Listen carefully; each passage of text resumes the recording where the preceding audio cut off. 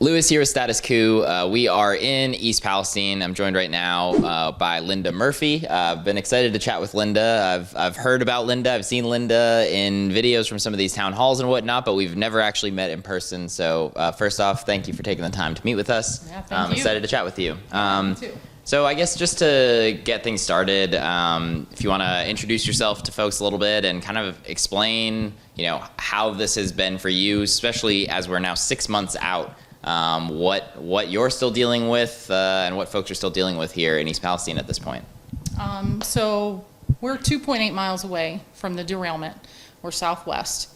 And dealing with a lot of things that other folks have been dealing with. We've had multiple physical symptoms, and then of course, just the emotion that kind of comes along with that and not getting any answers as we've been dealt so far. And just the continued struggle to figure out what's going to go on. How is this going to impact our drinking water? We're on a private well here, so it's really up to us to treat our own water and to monitor it and know what's going to be coming down the line. And that's very disturbing. Right. And yeah, you mentioned health symptoms. That's something that's been happening with a lot of folks over time. I'm curious, as time has gone on, have you started to see some of those diminish? Do you still end up with issues here and there? And kind of what did you personally experience throughout this? Well, initially I had severe headaches, just horrible headaches, shortness of breath, especially in the evenings when I would go outside. I had problems with my hearing, which I'm still having, and problems with my vision. And just a multitude of different things, joint pain, muscle pain, and some of those have just stayed. So now you're at the point where, what's new, what's gone away, what's still here. 6 months later, I think you kind of adjust to some things. So what wasn't normal is normal now. So some things are not there, some things are there, and it's a different thing every day. Right. Every day. And you mentioned your well testing. I've spoken with folks both in Ohio and in Pennsylvania who have been concerned about water. Some well testing has been done, some of it by independent labs and folks hiring out on their own. There's been a little bit offered by Norfolk Southern or the EPA, but that is generally harder to come by. But the scary thing about the water testing is that, sure, your water was clean when that test was taken. The issue here is that from what experts were talking to, when this stuff settled, on the top of the ground and whatnot, over time with rain and other things, it will slowly seep into the water. And folks we're speaking with are saying they need to be kind of continuously tested. Have you been able to have any well testing done? And is it coming out of your own pocket, or is Norfolk Southern reimbursing for it? So we are in zone 2 of the well testing, so we are receiving the well testing. But just as you said, it's a little unnerving because in between those points, what if something happens and you've already consumed it? And also they were testing for what my understanding was approximately 180 chemicals initially. Now they're down to 26. Why? What changed that? I would say at this point we should probably be testing for more things because there's more additional compounds. I would hope that somebody has learned something more, put some things together and said, here's what we need to look for. I have spoken with different people outside of obviously the EPA because you don't get a whole lot of answers there. Right. A lot of finger pointing, ask this person, and then you get nothing. I'm waiting to speak with a hydrogeologist. What's in the sediment in the creek? What's in the creek in general? How have they not even assessed that at this point 6 months later? That's ridiculous. That's absolutely ridiculous. So I'm not taking any chances. We go and get water for my horses. We have 300-gallon totes, load it into the truck, go to a spring, which who knows if that's even a better option at this point. And then we offload it. And something where I used to just get water out of the tap, turn on my faucet and through the hose. Now it's, an hour and a half ordeal process. Every time. Yeah. But I'm willing to do that to avoid what I might be subjecting them and myself to. I mean, Right. we're already in the chemical cocktail of whatever the stew is that's on the ground and making its way through.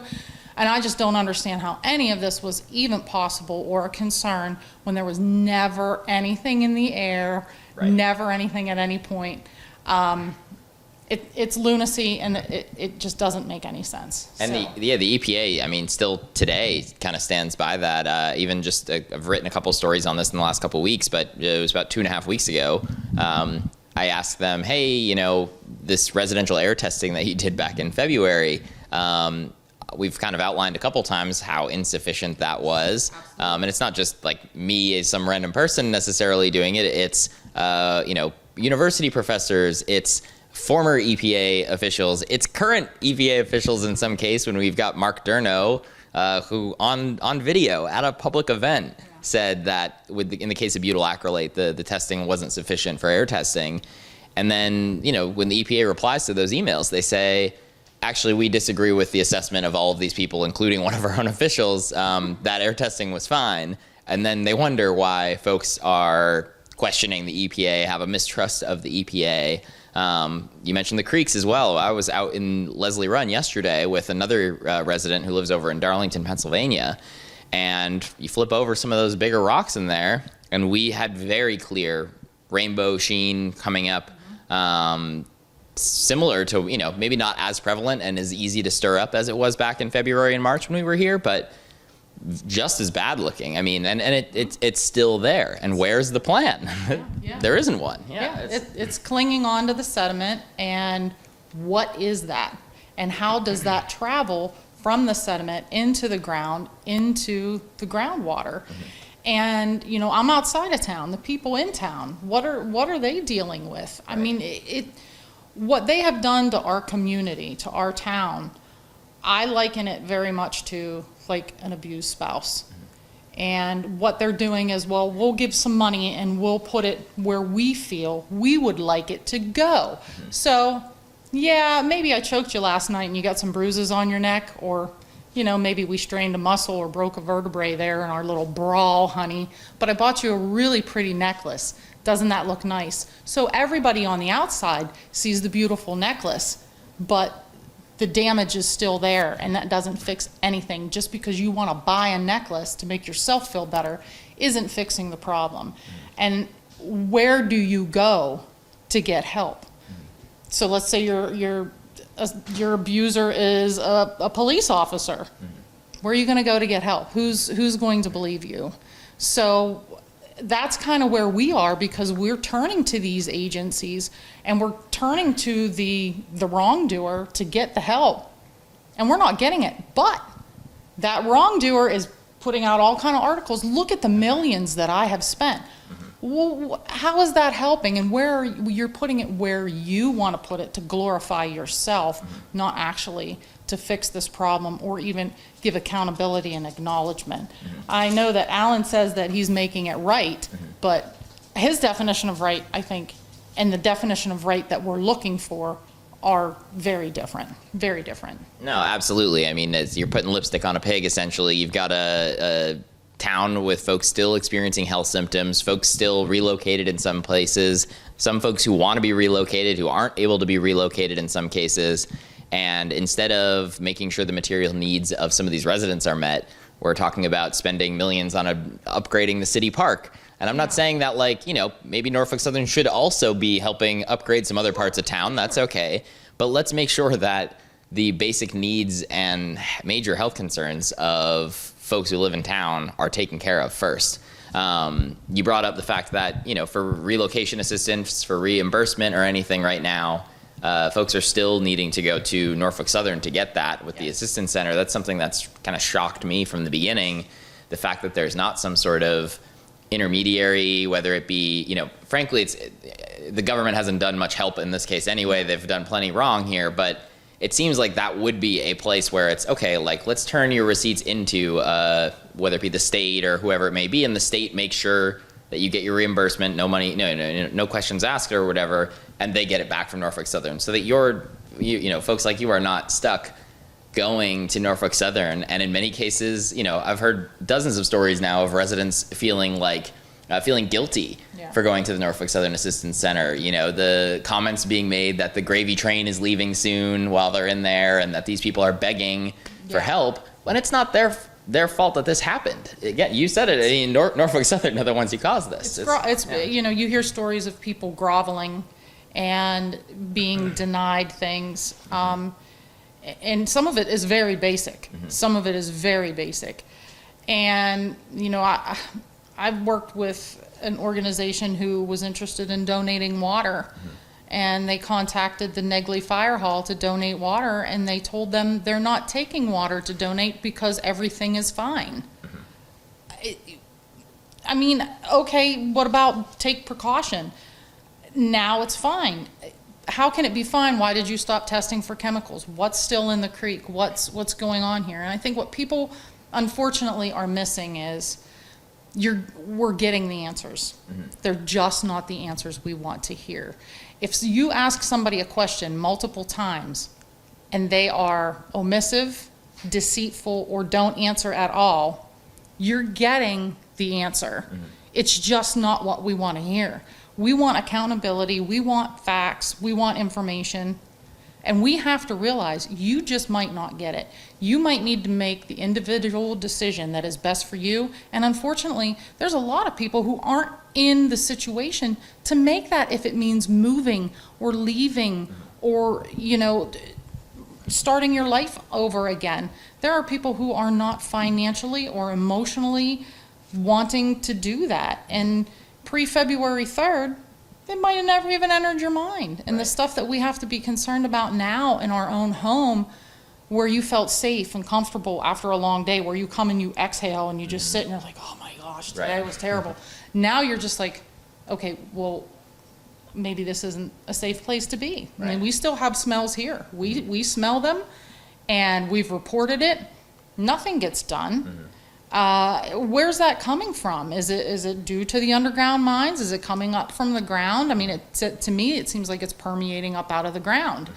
And there's nothing. And we don't know what this is going to do to us. We have no clue. And as I've said all along, if you think it's fine, if there are folks out there and you think it's fine, I support you. And I hope you're right. I hope I'm wrong. I hope it is fine. But the reality is it could be fine today, and you could be dismissing this today, and you can get a cancer diagnosis in 5 or 10 years. And the people who are having symptoms might be fine. We don't know how these dice are going to roll, and we don't know what it's going to look like for us. And what I've heard is Norfolk Southern is offering, you know, health care for 10 years. So I would like to know what happens at 9 months or 9 years, 11 months, and you get a cancer diagnosis. What happens at 11 years if you get that?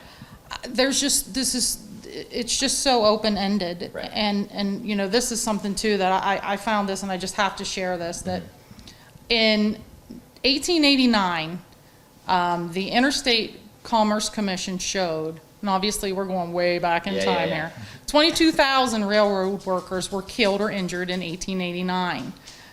And the railroad companies called these acts of God or results of carelessness on the part of workers. Not much has changed. We're dealing with Norfolk Southern, and people need to realize not only what they did, but who we are up against. Who are we talking to? We're not talking to a customer service representative that wants to please us and give us the answers that we need to have in order to make us feel better about what our life is, or what our purchase is, or what our choices are. And you've got a friend there. But with Norfolk Southern, they encompass almost 20,000 route miles in the United States. Here, Penny, why don't you say hi to John? Say hi to John. That's pretty fun. Scamp. Scamp. Come here, you. I'll rub your belly. There you go. I can't stay too serious about it. Yeah, and that's it, you know, and he was sick during the initial derailment. He was vomiting and having tremors, and, you know, that's my family. Right. You know, and how does that, I don't know. It's scary stuff. So again, Yeah. 20,000 route miles in 22 states, 10 river ports, 9 lake ports, and every major eastern seaport. They are the leading transportation provider. And in the 1800s, they displaced Native Americans. They split up tribes. They are a Goliath that we are up against here. They do not feel that they owe us anything. This isn't the first town. This won't be the last town. So what we are up against, it's heartbreaking. Because when you sit and you really think about it, you want to think that they want to do the right thing. Right. You certainly want to think that. But it's 6 months. It's 6 months that they're showing what they're doing. Right. And you can't help but doubt the information that you receive from the EPA also. Right. It just, nothing makes any sense. It's infuriating. You hit a couple of points there that I want to make sure I go back to. So first off, you mentioned like the potential down the line of what this could turn into. Obviously, vinyl chloride is a carcinogen. A lot of the chemical byproducts that were created in the detonation of all those cars of vinyl chloride are also carcinogens. Obviously, we're all hoping that that's not what the future looks like here, but you know, when you look at it, it's definitely a strong possibility that this could be the case for a lot of folks here. There was a meeting a couple months back where members of the CDC were actually in East Palestine, and you and several other residents were very vocal at that meeting when, I'm paraphrasing a little bit here, but one of the CDC representatives essentially just flat out said, you know, we don't know how to remove vinyl chloride from your body, but we can treat those cancers later. We know how to do that. Yeah. That kind of came up after, yourself included, but dozens of residents, many of them I've spoken with, actually tested positive for the metabolite created by vinyl chloride in your urine. What was it like hearing that at that meeting? You can talk a little bit about that meeting in general as well, because I know that you were pretty fired up, frankly, at that meeting. You asked a lot of hard questions, and somebody had to do it. So I'm glad you were there. But yeah, what is it like hearing that from the CDC? I know that the metabolite, thiodiglolic acid, creatinine, ends up in your system as the vinyl chloride comes in. It breaks down in your liver. Well, it also breaks your liver down as it is breaking down in there.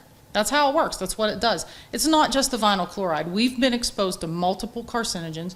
The dioxins that come into your bloodstream, leave your bloodstream and get into your adipose tissue. They stay there forever. I can go on about that and how they can't test because they don't have a baseline. Let me tell you what. You want soil testing, you want dioxins. Aliquippa, massive producer. There was massive steel mills out that way.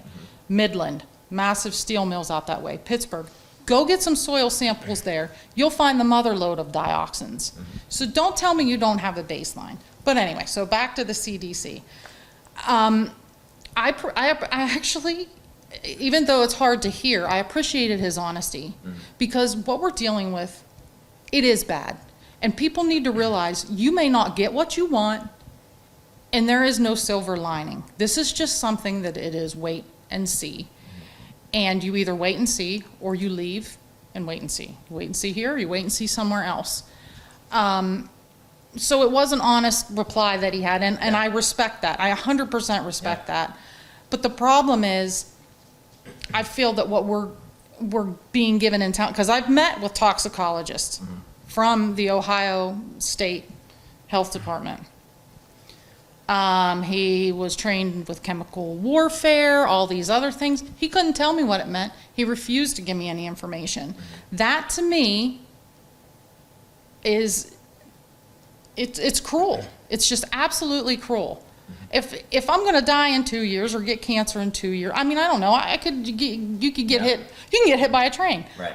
But I would like to know, and then I'll walk out the door and spend my life differently. I told him. I just want to know. I mean, how can I be mad at anybody? It's just the cards you're dealt, right? People get cancer without living through a derailment, and they could not give me any information. Right. So the meeting was infuriating because they wanted to put all these numbers and contact information up there. And I will tell you what, I called all of them in February And in March, the first 2 weeks of March, I already called them repeatedly. And all they do is they can tell you, well, we'll give you the toxic fact sheet,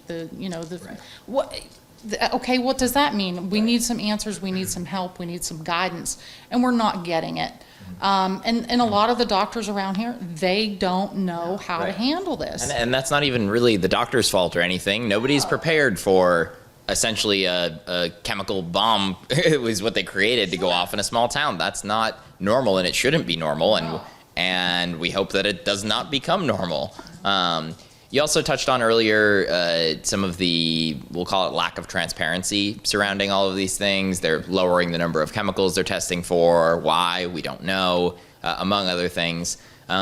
We've run into this plenty ourselves in reporting on this story, whether it be asking the federal EPA questions, the Ohio EPA, and even literally last week, we had a FOIA request out with the Ohio EPA for their communications between the governor and Norfolk Southern during the time frame after the derailment here. And normally with those sorts of things, if they don't want to give you the information, they just quote you a high price for what it would cost you to get all of those emails and all of those communications. So we were kind of expecting that to come, and rather than that, they flat out denied it, which is, they said they came up with a list of kind of BS reasons why we are not able to obtain them. We get FOIA requests quite a bit. It's not something that we're new to doing. We've done other FOIAs for this story in particular. We got 911 calls, we've gotten radio traffic, all that sort of stuff. And rather than be transparent, there shouldn't be any smoking guns, you would think, between the Ohio EPA, the governor, and Norfolk Southern, but we can't get access to those emails.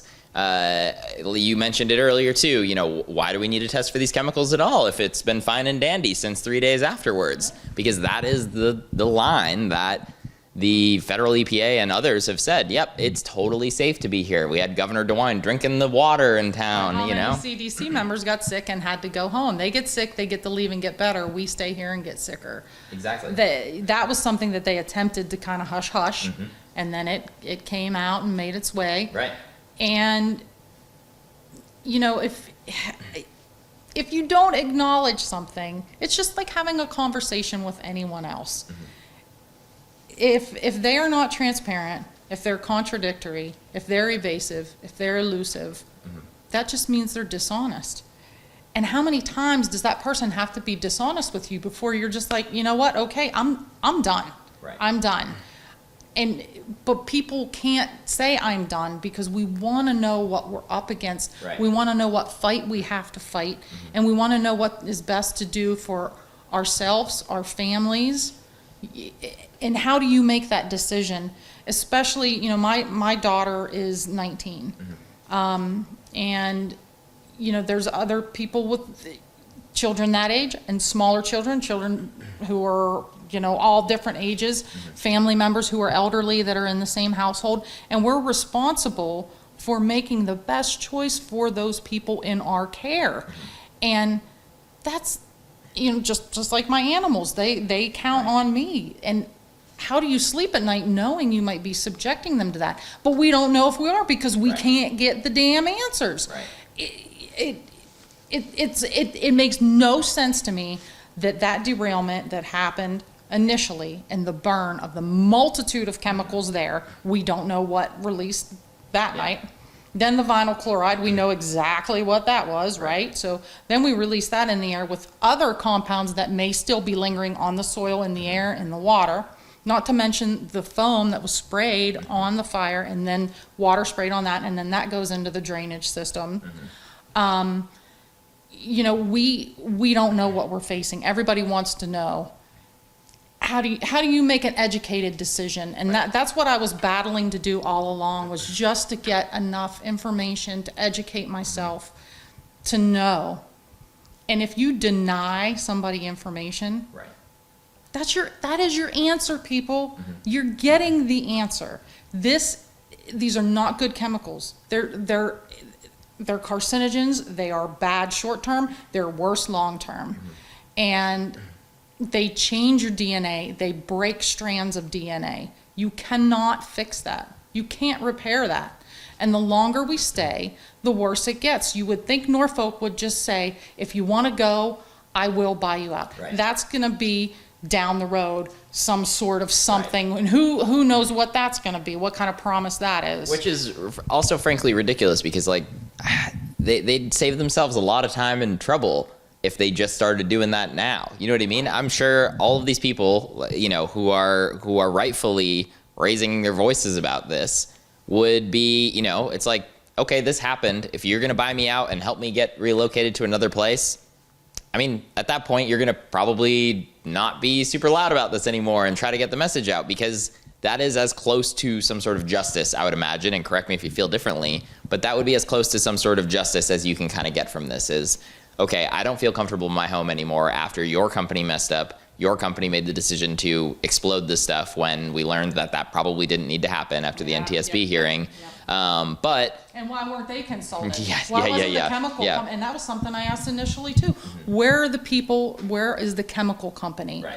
Where are they at? They understand this. And that was what was wild, is the chemical company basically, in the beginning, it sounds like they were advising Norfolk Southern, saying, hey, you probably don't need to blow this up. Right. And Norfolk Southern's at the table with Unified Command or whatever during the, and seemingly decided to not share that information with the rest of the folks in the room. We don't really know for sure, but it seems like that decision was made without all of the right information. But Norfolk Southern had the information. Nobody else did, though. But it seems like some sort of relocation, permanent relocation, I'm not talking putting people up in a hotel for months on end, would be some sort of justice where people actually could move on. And instead we're in this terrible middle ground where folks are fighting tooth and nail just for basic needs at this point. Exactly. And again, and I am glad that people have been relocated. There are people who it's absolutely, positively, 100% necessary. It might be necessary for me and everybody in between here and there and past that point. You know, Darlington is struggling as well. But why are you doing that if it's okay? Right. Why are you relocating people if it's okay? Right. The air's and, fine. and it's fine. And then how do you tip the scales and balance it for people who not only do I need to be able to sell my home, I need to be able to go somewhere else and get the equivalent of what I have. Right. And what's that going to cost? Right. And, you know, how do people take on an extra debt when they're not financially capable of doing it? And, you know, wouldn't it be better to just decrease the medical costs in the future? But how do, you know, oh, well, now we have to prove that this is from that and this is from, I mean, we're the ones jumping through the hoops. That's what's crazy is, you know, we're victims. We're not just residents, we're victims, and we are made to prove every single point. Our vinyl chloride tests, the metabolite, discredited.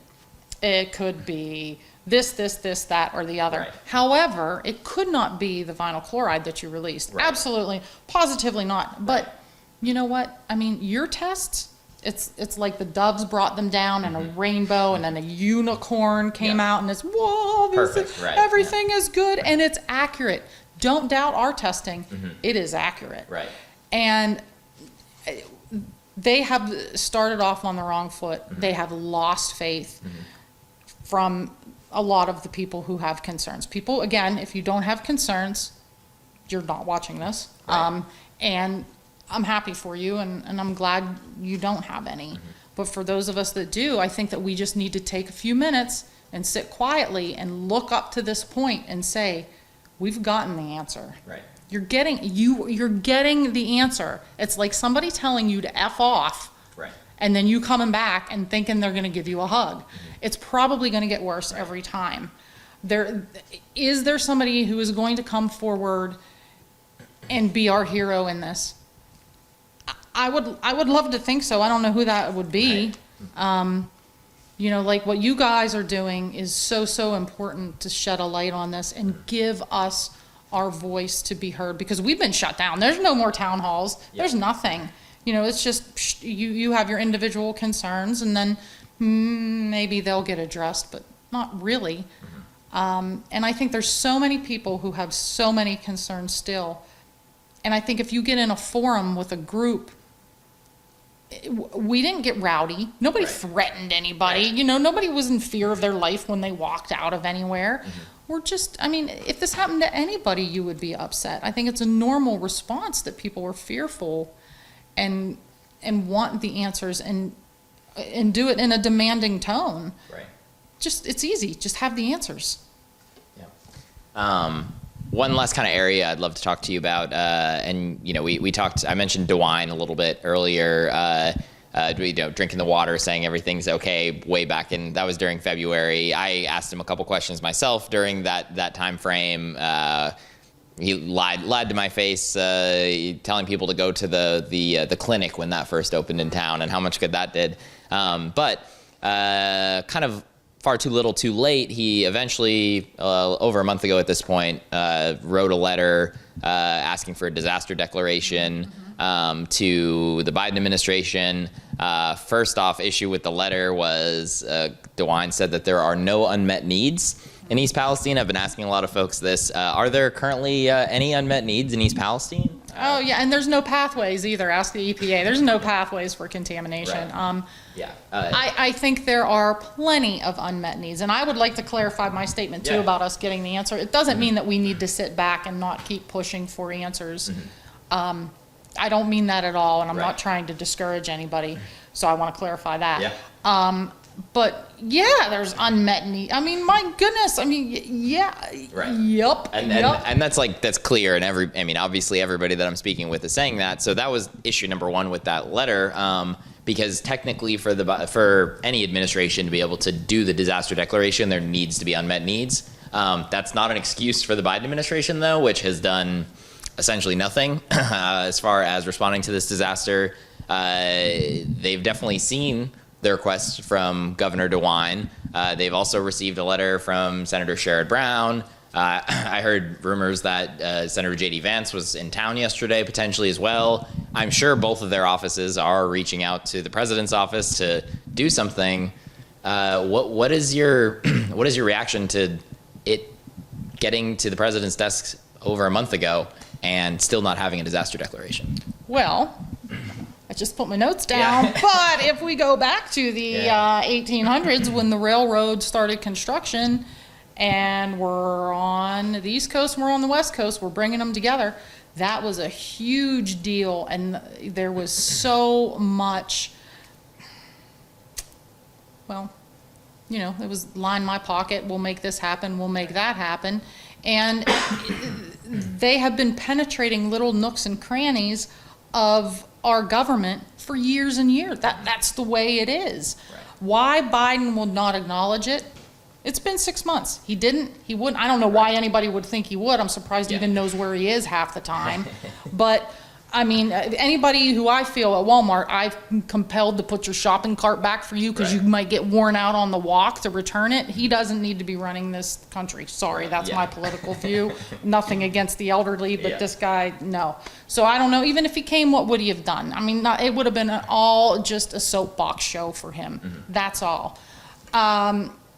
You know, I went to the Columbiana County Fair, and for the first time, my dad was a veteran. He served, retired, and great, amazing guy. So every time I stand when they play the national anthem and I look at the flag, to me personally, it means something. My dad was injured on Heartbreak Ridge. He nearly bled out. He was hauled out on the leg of a chopper. And, you know, thank God for all that, because now I'm here.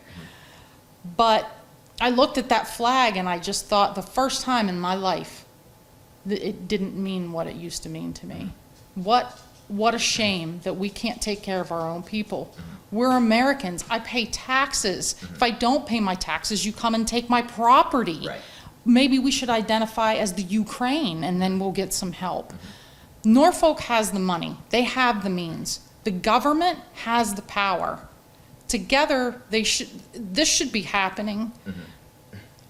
And I can't wrap my head around the power and the money that we're up against here. Right. I can't even wrap my head around it. Yeah, It's disgraceful that we've been neglected. But like I said, you know, you look at that and it's an abused spouse, and her husband is the chief of police. what are you going to do? What are you going to do? Right. Yeah, I remember back in the, I think this was back in March, there was the Senate in the hearing in the U.S. Senate, and I was reporting on the hearing that was going on. And when you looked at the relationship between most of the senators on the stage and whether they were taking campaign donations either directly from Norfolk Southern, for many of them, or from either Vanguard, JP Morgan, or BlackRock. Each of those three companies combined owned just less than 20% of Norfolk Southern. I forget the specific number at this point. There was roughly 18 senators on stage. I want to say 14 of them were taking money from them in donations. Many of them owned stock in many of those companies or Norfolk Southern directly. And we're asking those people who have direct financial incentive in Norfolk Southern doing well, essentially, to regulate the railroads. It makes no sense, and it's way beyond just those 18 or 19 senators I'm talking about. When you look at it for the House of Representatives, I'm sure if you look at it in the Ohio State House or in the Governor DeWine or over in Pennsylvania as well, that you said it clearly right there. Like, that's what you're up against. And sure, there's this railway safety bill that's being talked about right now, which would probably a step in the right direction. However, it still doesn't do anything to help you all right now. Right. Where is the help for that? We're not seeing it. Yeah. America does not run on Duncan. It runs on corruption. And that's the way it is. Pockets get lined, and it has been that way. Somebody has to be in charge of the masses. And then with that responsibility comes power. And then with the power comes the greed.